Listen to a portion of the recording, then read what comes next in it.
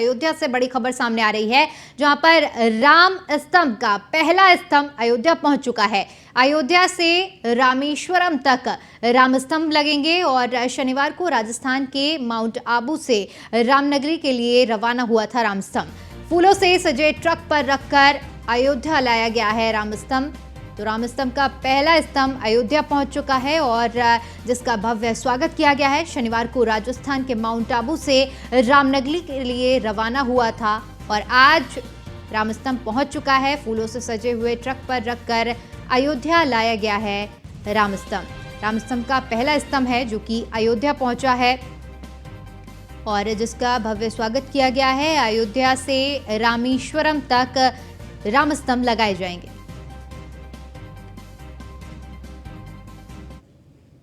ये स्तंभ जो चला है राजस्थान माउंट आबू से चला है और ये अयोध्या कारसेवकपुरम में पहुंच चुका है। 1200 किलोमीटर की यात्रा करके ये स्तंभ आया है। स्तंभ की संरचना की बात करें तो ये बलुआ पत्थर से बना हुआ है। लगभग 1000 वर्ष इसकी आयु है। इस पर एक कोटिंग करी है जिसकी वजह से इस पर कोई भी प्राकृतिक जो चीज़ें हैं जैसे कि काई वगैरह लगना कुछ भी होना तो उस पर नहीं होगा, उसका कोई असर नहीं होगा। इसमें भव्यता और सुंदरता के लिए जो सूर्यवंशी के जो चिन्ह है जैसे कथा ऐसी चीज़ें इसमें इंगित करी गई हैं। एक 3.5 से 4 फीट का ब्रास का एक ध्वज भी लगेगा जो स्तंभ के ऊपर हिस्से में लगेगा। अगर स्तंभ की बात इसकी लंबाई और चौड़ाई की बात करें तो स्तंभ की जो लंबाई है वो लगभग 15 फीट है और इसकी चौड़ाई जो है वो 2.5 फीट है। स्तंभ की जो प्रेरणा है वो विश्व हिंदू परिषद और अशोक सिंघल फाउंडेशन से प्राप्त हुई है। माननीय चंपत राय जी और जो हमारे महेश भागचंद्रिका जी हैं जो अशोक सिंघल फाउंडेशन के ट्रस्टी हैं और उन्होंने इसकी स्थापना करी है। सदैव अशोक सिंघल जी के देवस्थान के बाद में इस जो हमारी एनजीओ है, जो हमारी ट्रस्ट है, इसका स्थापना हुआ है और उन्हीं के देव संकल्पों पे कार्य कर रहा है। और अभी पहला स्तंभ हमने मणि पर्वत लगाने का सोचा है। उसके बाद में फिर आगे की जो संरचना है 290 स्थान चिन्हित हुए हैं श्री राम वनगमन मार्ग के, उस पर हम सारे स्तंभ लगाएंगे।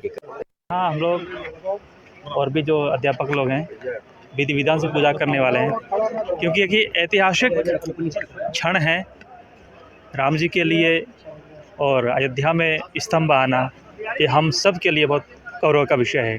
और आज हम अयोध्या में इस कारसेवकपुरम स्थान में विधि विधान से पूजन करके हम भव्य स्वागत करें।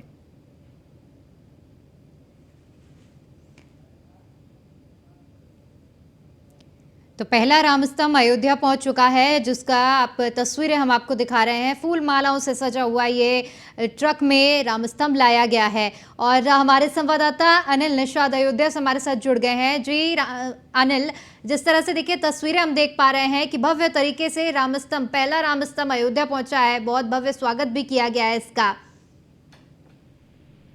जी बिल्कुल दीपिका, आपको बता दें कि श्री राम स्तंभ आज अयोध्या पहुंचा।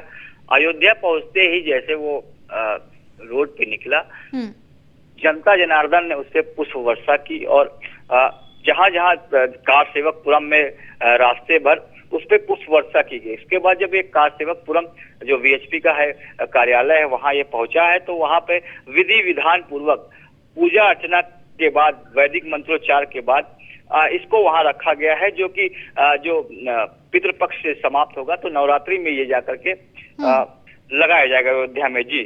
जी बिल्कुल अनिल, जिस तरह से देखिए अब प्राण प्रतिष्ठा की तारीखों का भी जिक्र किया जा रहा है और काफी बेहद नजदीक भी आ रही हैं और ऐसे में भारी उत्साह भी लोगों को मन में देखने को मिल रहा है। आपने जैसे जिक्र किया है, आपसे समझना चाहेंगे कि इस तरह के कितने स्तंभ और आने हैं जिन्हें लगाया जाएगा राम वन गमन मार्ग में?